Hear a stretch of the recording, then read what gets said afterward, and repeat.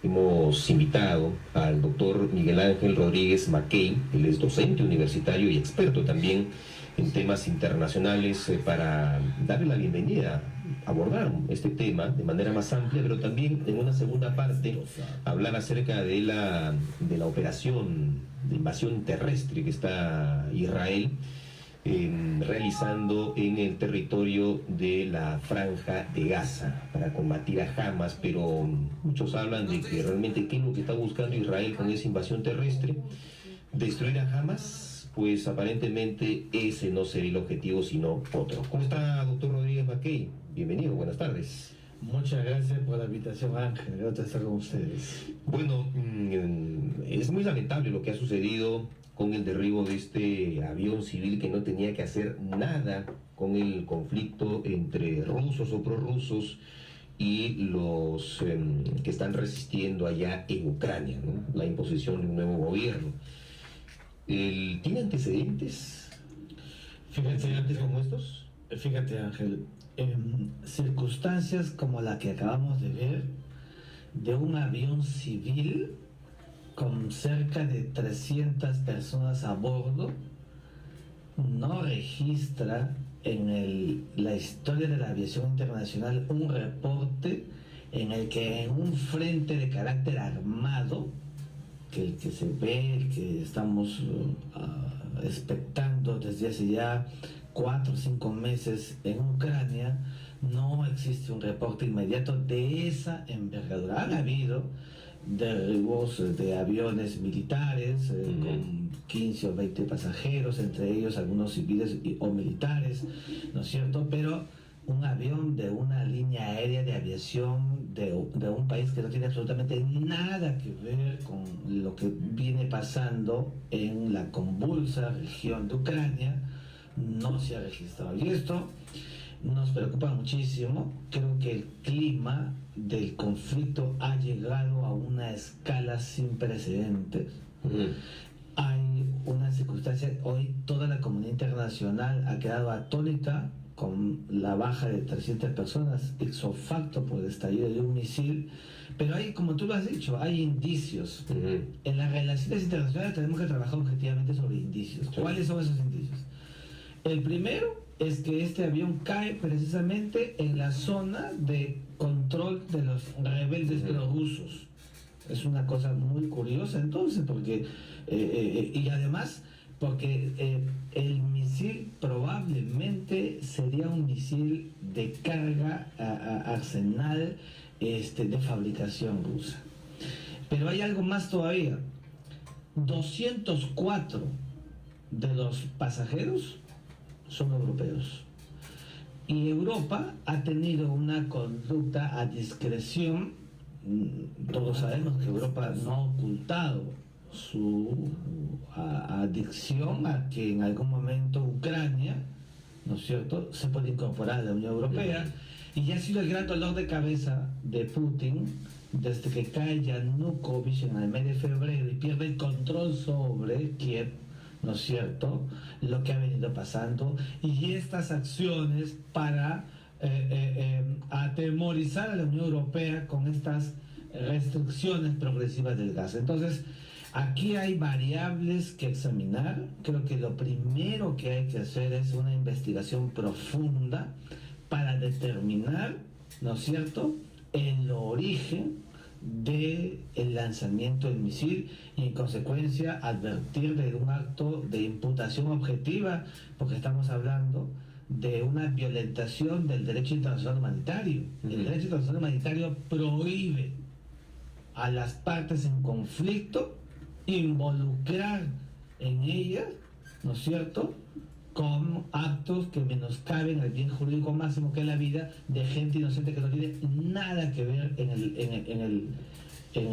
el acto de combate. Pero ¿cabe la posibilidad de que se haya tratado de un error el derribo de este avión? Fíjate, todas las posibilidades siempre están abiertas.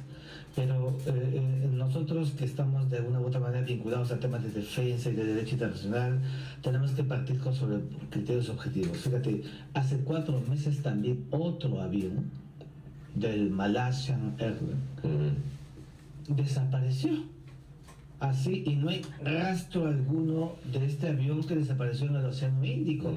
Entonces estamos frente a un estrés aéreo que se ha creado en un espacio, en una zona, que evidentemente pueden haber motivaciones mayores para, a mi juicio, provocar un desenfreno en la dinámica de un statu quo que debería ser de tranquilidad, todo absolutamente vulnerado. Y estas vidas son un precio que se tiene que pagar por eso. Pero por supuesto, porque la vida, que es un bien jurídico máximo, tiene que evidentemente tener un pertrecho de seguridad.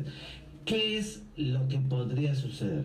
En primer lugar, el Consejo de Seguridad, que ahora por estos días tiene mucho que hacer, por supuesto, ya hablaremos del caso de Gaza, pero el Consejo de Seguridad tiene que adoptar una medida para que se llegue a una investigación profunda de los hechos.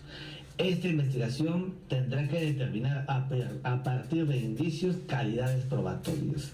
Creo que aun cuando no lleguen estos momentos probatorios y ya se están mutuamente acusando los ucranianos con los rusos, ¿no es cierto? Lo más probable, el acto inmediato que va a devenir es un marco de sanciones mayores por parte de Occidente hacia Rusia.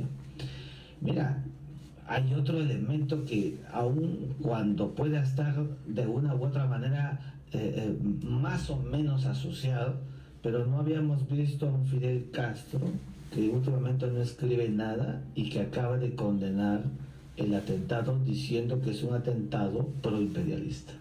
Claro, es el discurso de Fidel Castro, pero que también nos llama la atención de que precisamente a las 48 horas de haberse producido este acto, ¿no? 24 a 36 horas, salga a decir lo que ha dicho. Estamos frente a un escenario grave, de gran conmoción. Estados Unidos tiene que tener una posición al respecto. Los demás países miembros del Consejo de Seguridad también. Rusia es un factor importante, tiene hasta ahora un importante control de carácter militar, aunque no económico, en la región. Y entonces, fíjate, yo avisoro que este asunto, si la comunidad internacional no lo lleva de la mano, podría desbordar más todavía y ensancharse, que es lo que podría, a mi juicio, crear este clímax, ensancharse a un escenario mayor al del propio espacio ucraniano. Porque lo otro que también, como usted dice, se trata de indicios, y parece que los indicios en su mayoría están apuntando a que se trata de un ataque de prorrusos, auspiciados obviamente por Rusia, es de que más bien este país habría utilizado este hecho para tratar de aislar más a los a quienes están resistiendo en Ucrania, ¿no? A los que se oponen justamente a la intervención rusa en este país.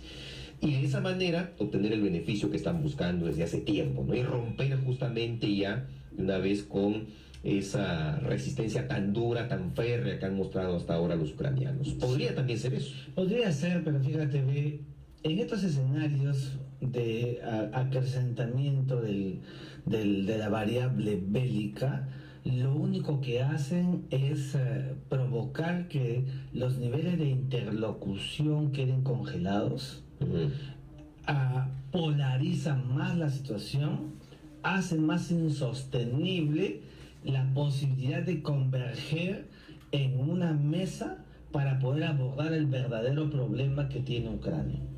Y el verdadero problema que tiene Ucrania es que es un país independiente que por una circunstancia inmediata aprovechada por el gobierno de Putin, ¿no es cierto?, buscó recrear a partir de la pérdida de este control político de Ucrania y de Kiev, crear marcos para esta fractura interna del país, aprovechando que hay un gran sector de la sociedad ucraniana que es pues una sociedad prorrusa, con una orientación histórica rusa, y entonces comenzó con la anexión de Crimea y seguramente no quiere perder la posibilidad de extender esta fractura para terminar disociando Ucrania en un acto realmente violento. La caja negra puede decir muchas cosas. Pero fíjate, la caja negra puede decir, siempre las cajas negras dicen muchas cosas, pero la caja negra ha sido inmediatamente recogida por los rebeldes y llevada a Moscú. Yo no sé qué objetividad puede haber en el peritaje. Nivel de imparcialidad podríamos encontrar en un resultado de esta naturaleza. Ya sin todavía saberse los resultados de la caja negra, Moscú está tildando de culpabilidad a Kiev. Claro, dice que Ucrania es el responsable porque ocurrió en su espacio aéreo. Pero por supuesto, pero no creo que es una razón suficiente para imputar una responsabilidad al gobierno de Kiev por un avión que ingresó en el cielo de Ucrania, que ha volado, fíjate, a 10.000 metros sobre el nivel del mar, una distancia que está pues absolutamente alejada de los niveles de lo que corresponde a las áreas de actos de guerra. Las Fuerzas Armadas de Ucrania tienen esa capacidad de poder derribar un avión y ellos dicen que no, a esa altura. Yo creo, fíjate, las Fuerzas Armadas de hoy, en cualquier parte del mundo, Fuerzas Armadas, sobre todo que tienen la inyección, el apoyo de estados mucho más armados, caso de Rusia o caso de Estados Unidos, siempre tienen potenciales para hacerlo. Sin embargo, realmente no encuentro un sentido lógico hasta ahora para advertir que pudiera haber sido, ¿no es cierto?, un lanzamiento hecho por un país que busca justamente un mayor acercamiento hacia la Unión Europea. El relato de los testigos viendo cuerpos caer del cielo en su cocina, en su jardín. Terrible. Claro, es sacada de una película de ciencia ficción o de terror. Sí, no, es un acto que ha impactado en la comunidad internacional. Las vidas humanas deben de protegerse siempre y creo que ha sido un acto de crueldad malsano y deliberado, con un misil deliberadamente enviado hacia una nave que no tenía absolutamente nada que hacer. Lo que ha provocado es que hoy día todas las empresas de aeronavegación de Europa y de otras partes, ninguna está pasando por la zona de Ucrania, por el estado ucraniano, por el área del territorio ucraniano, el área aérea. Entonces, vamos a tener que esperar qué dicen estos procesos de investigación, pero aún cuando lleguen, repito, Ángel, vamos a ver en el camino cómo se van a ir produciendo los resultados de la presión internacional, seguramente materializando estas suertes de sanciones a los probables, ¿no es cierto?, autores o responsables de este asesinato, este crimen internacional. Antes de que el tiempo nos gane, el otro tema que también concita la atención mundial, la invasión terrestre de Israel a la Franja de Gaza, ha sido ya incluso defendido, justificado por el presidente de Estados Unidos, Barack Obama. Iba a ser obvio ese apoyo, ¿no? Porque dice, tiene Israel todo el derecho a defenderse. ¿Qué es lo que busca? Era la pregunta que nos hacíamos hace un instante. ¿Qué es lo que busca realmente Israel con la invasión de Gaza? ¿Destruir Hamas? Fíjate, yo no creo que Israel solamente busque llegar a los túneles donde dice que hay terroristas de Hamas. Yo creo que lo que busca Israel es desestabilizar el propio Estado palestino. La zona de Gaza ha pasado de un acto de agresión a un acto de intervención militar, porque primero eran disparos y hoy día hay una acción militar terrestre. Hay una violación flagrante de los convenios de Ginebra sobre el derecho internacional humanitario y los protocolos complementarios. Muchos niños están muriendo y creo que las Naciones Unidas, el Consejo de Seguridad, no puede caer en el discurso en el que están algunos países como Estados Unidos, en solamente lamentar o en solamente condenar. Creo que el Consejo de Seguridad, que tiene por calidad excepcional la naturaleza coactiva y coercitiva, es decir, el uso de la fuerza y el uso de la amenaza en nombre de la comunidad internacional, debe asumir un rol mucho más activo, llamar la atención, presionar a Israel, ¿no es cierto?, como también a Hamas, para que se produzca lo más inmediato en este momento, que es el alto al fuego. Producir el alto al fuego podríamos entrar a otra etapa en la que podrían iniciarse negociaciones otra vez. Mientras esto no se produzca, ahí estamos viendo cómo la fuerza se está imponiendo sobre la realidad. Ahora, ¿por qué Estados Unidos apoya a Israel? Aquí tenemos un comentario, por ejemplo, se dice que gran parte de la economía de Estados Unidos es manejado por estadounidenses de religión judía. Para empezar, dice, en los años 40, estos también representaban una porción bastante importante de votantes. Y por otro lado, cuando se crea el Estado de Israel, de manera totalmente arbitraria, dice, pisan los derechos de los palestinos que vivían allí. Jamás se le consultó si querían que se creara pues otro Estado sobre su territorio. Se vivía al comienzo de la Guerra Fría, geopolíticamente donde se encuentra Palestina, es un lugar estratégico, ¿no? Y basta mirar el mapa también para darse cuenta de ese detalle. Tu pregunta y tu reflexión, Ángel, es muy interesante porque fíjate, la gran pregunta que todos se hacen es ¿qué hace Estados Unidos en el Medio Oriente? Controla desde hace 30 o 40 años en una relación amical Egipto, donde muere el presidente Hosni Mubarak, asume por 30 años el poder, después que Anwar el Sadat muere en 1980, y Egipto, que tiene un lapso de un año, hace dos, con un presidente Morsi, otra vez cae, Al-Sisi otra vez recobra la alianza estratégica con Estados Unidos. Gaddafi cae con una Libia hace 2 años, con la intervención de la OTAN y otra vez la presencia de Estados Unidos. Arabia Saudí, Jordania, son países que hace ya buen tiempo están en la constelación de los Estados Unidos de América, tanto así que en la Liga Árabe siempre han votado en contra de las circunstancias que han venido al lado palestino. Irak, ni hablar, porque ya sabemos que la invasión de Estados Unidos en el 2003, que inició el presidente Bush, ha llevado un control de este estado. Y así hemos visto que Estados Unidos ha empezado a dominar el Medio Oriente y todavía tiene algunos espacios que le están faltando controlar.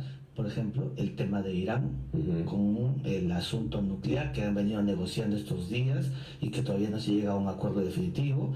El tema de Siria, donde el presidente Bashar al-Assad se sigue manteniendo y Estados Unidos busca de una u otra manera, lo ha querido invadir, no pudo, ha querido atacarlo, tampoco ha podido. Y entonces hay pues un recurso muy importante por el que en la historia de las relaciones internacionales se producen los conflictos, y es los recursos. Los recursos son el fundamento ontológico por el cual se producen los conflictos, Ángel.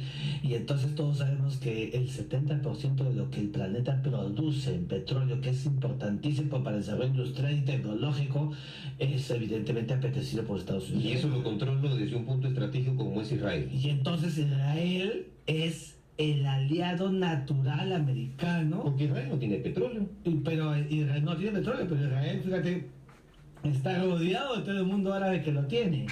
Y entonces se vuelca a un espacio importante, porque además, como tú muy bien dijiste, los lobistas estadounidenses, ¿no es cierto?, en gran medida, que se encuentran en las casas de Boca Ratón, de Miami y otros lados, son lobistas judíos.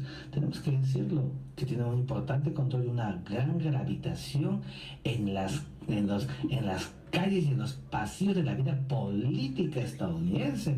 Entonces nos encontramos frente pues a una dinámica final del poder, que es lo que ha venido sucediendo en el Medio Oriente. Mientras las fuerzas estelares, con un gran control, con un gran desarrollo tecnológico, llegan hacia espacios donde hay grandes fracturas, por ejemplo, el pueblo palestino, que luego de la guerra de los 6 días ha tenido que afrontar el escenario de los refugiados y los desplazados, y entonces nos encontramos ante una situación, ¿no es cierto?, en la que los intereses de Estados Unidos por mantener el control de la región se manifiestan de diversas maneras, se manifiestan de diversas formas. Aquí hay que decir algo final. Israel es un estado importante, es un estado que fue reconocido por las Naciones Unidas en 1948, y creo que esa voluntad de la comunidad internacional debe respetarse. Pero también debe respetarse el surgimiento del Estado de Palestina, que fíjate, en 1974 la ONU lo declaró como, ¿no es cierto?, la Autoridad Nacional Palestina, para la liberación de Palestina. Y en el año 2005 adquiere la calidad de Estado. Hoy es un Estado observador. Palestina debería ser incorporado como un Estado pleno de las Naciones Unidas. Y estos reconocimientos mutuos suponen, a mi juicio, por un lado, que Palestina y el Hamas o el Al-Fatah, pero sobre todo el Hamas, dejen esa literatura de la extinción del Estado de Israel, como lo ha venido diciendo, incluso apoyado por el Hezbollah o la Yihad Islámica. O sea, esto es algo así como un estate quieto, ya pues. Un estate quieto, ¿no? Y de otro lado, ¿no es cierto?, la invocación y el deseo de Israel de vivir en un ámbito y un clima de completa tranquilidad, de seguridad, y no estar con el estrés social de que no puedes tomarte un café en el centro de Tel Aviv porque inmediatamente hay un acto suicida de un terrorista. Yo estaba en Israel y estaba en plena intifada en el año 2002 y te puedo decir que cuando subíamos a los buses nos persignábamos 3 veces porque no sabías. Sí, el ambiente es de una tensión permanente. Una tensión permanente en Israel, y en el lado palestino una desgracia política, económica, de un país flagelado y absolutamente distinto. Tú cruzas nada más de Jerusalén hacia Belén y estás absolutamente en otro escenario. Mundos totalmente distintos. Mundos totalmente distintos, que estas son cosas que la comunidad internacional tiene que valorar, y yo creo que ya es tiempo que se reinicien voluntarias manifiestas en el marco de la ONU. Estuvo en su momento el Cuarteto de Madrid, los acuerdos de ONU, los acuerdos de Madrid, todas estas cosas que puedan coadyuvar a que con el alto del fuego, porque esto es imprescindible, el alto del fuego, se inicie una etapa de conversación. Los residentes de Palestina decían, estamos viviendo en una especie de prisión enorme, que es el territorio palestino. Bueno, el bloqueo que tienen. Pero acuérdate, Yasser Arafat, cuando quería salir de Palestina, no podía salir de la Mucato o de ninguna otra parte, sino acaso tenía la autorización del Estado de Israel. Entonces, evidentemente, es un país con fronteras y con fronteras que dependen del propio la fuerza del Estado de Israel. Muy bien, doctor Rodríguez Mackey, voy a invitarlo a que nos acompañe unos minutos más aquí en Radio Exitosa para irnos a la pausa y recibir también llamadas de los oyentes.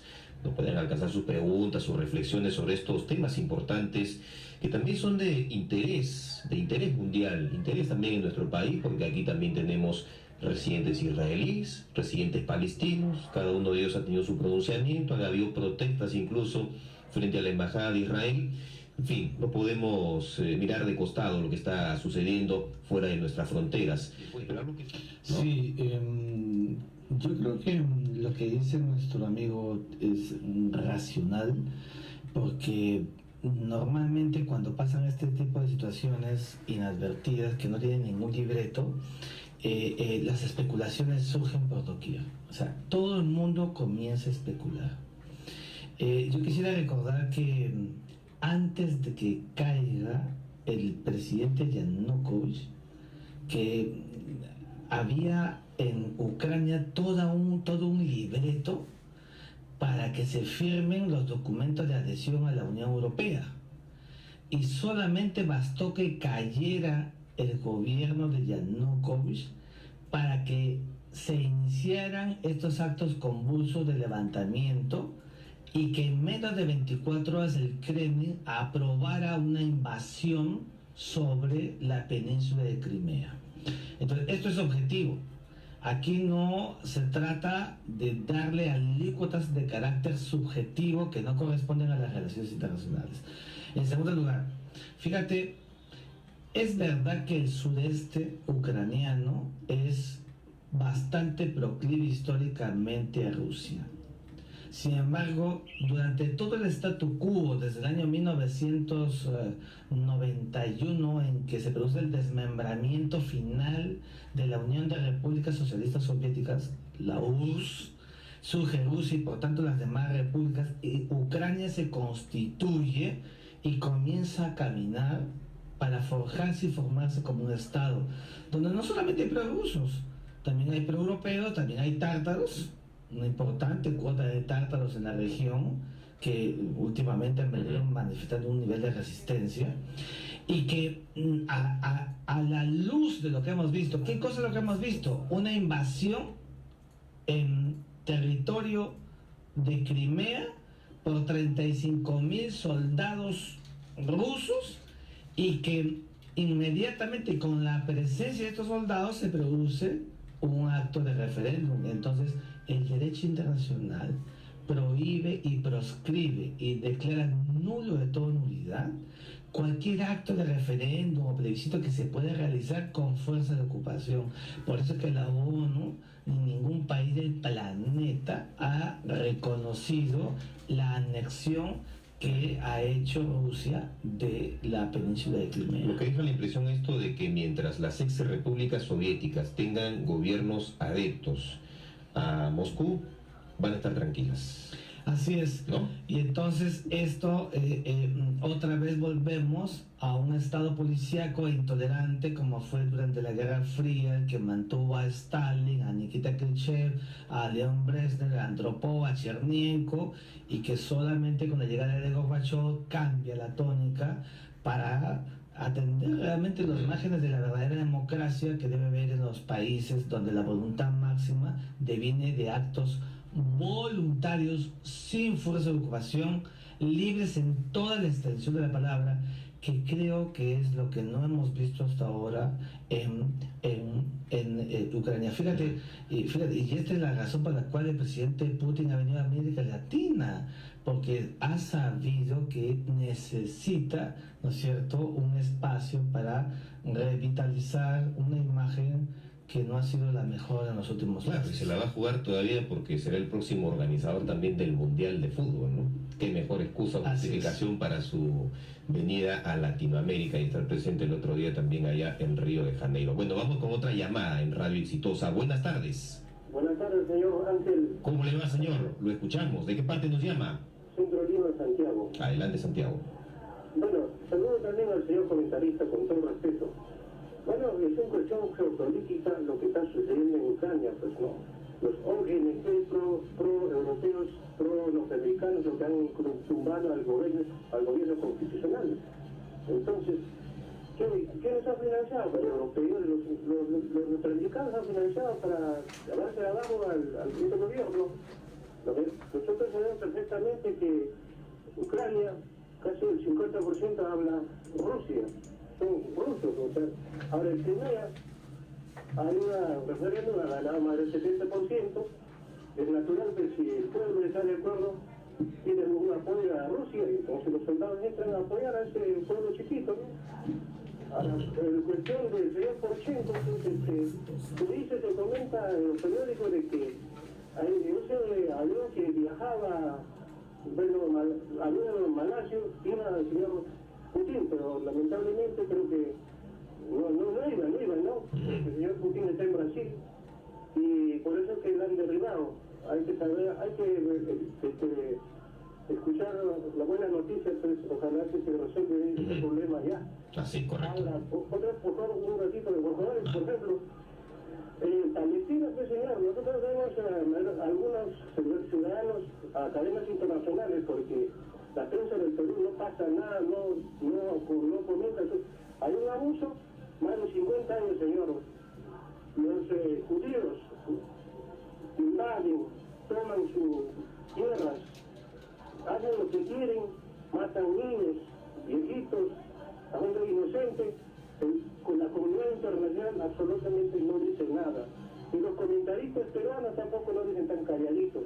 En realidad es una injusticia lo que sucede en Palestina, señor Ángel Arábalo. Muchas gracias. También a usted, muchas gracias, Santiago. Yo le cuento que hace algunos instantes también el Ministerio de Relaciones Exteriores ha emitido un comunicado condenando, ¿no?, los ataques que está sufriendo la Franja de Gaza, pero bueno, ahí queda todo, ¿no? ¿Qué más puede hacer el gobierno? Y lo otro que comentaba el señor, esta historia de que se habían querido bajar el avión pensando que ahí estaba viajando el presidente Putin, pues yo no sé quiénes se lo creerán, ¿no? De repente solo los asesores del presidente ruso. Sí, yo creo que eso es una tesis jalada de los pelos, de los cabellos. Aquí no podemos caer en márgenes de ingenuidad. Creo que más bien deberíamos procurar ser objetivos, ventilar todas las opciones de qué es lo que realmente ha producido este impacto, que es absolutamente denigrante, porque finalmente, sea cual fuera la causa, las vidas humanas se han perdido y nunca más se van a recuperar. Y entonces creo que deberíamos estar muy atentos, que haya una investigación imparcial, neutral, porque cada uno ahora quiere tener la razón y quiere tener una verdad. Ya hemos visto, por ejemplo, como hemos dicho hace un rato, la caja negra se la han llevado a Moscú. Yo no puedo sino deducir que los resultados de esa caja negra dirían que los responsables se encuentran en la otra orilla de Kiev. Entonces, vamos a tener que esperar los resultados de un informe final que se tiene que hacer, pero mientras tanto, y en esto coincido plenamente con el oyente, la comunidad internacional no puede, Ángel, estar pasiva. Para eso existen instituciones, organizaciones internacionales que deben llevar a una fase activa a los estados para evitar otra vez que se produzcan actos macabros como lo que estamos viendo en el caso de Ucrania o como lo que estamos viendo en la Franja de Gaza. Generalmente nos quedamos solamente en el tema de la condena, ¿no? A través de pronunciamientos. Sí, es que aquí hay una cosa importante, fíjate, ningún estado puede ir más allá de la condena jurídicamente, porque los estados todos tienen una relación horizontal, Ángel. Estados Unidos, como Ruanda, como Egipto, como Ucrania, como el Perú o como el Brasil, jurídicamente son iguales. Entonces, no se puede un estado a otro, por los niveles de soberanía que son iguales, ir más allá de la condena, ir más allá de la lamentación. Sin embargo, cuando forman equipos, grupos en el Consejo de Seguridad, allí sí se puede pasar de la condena a la acción.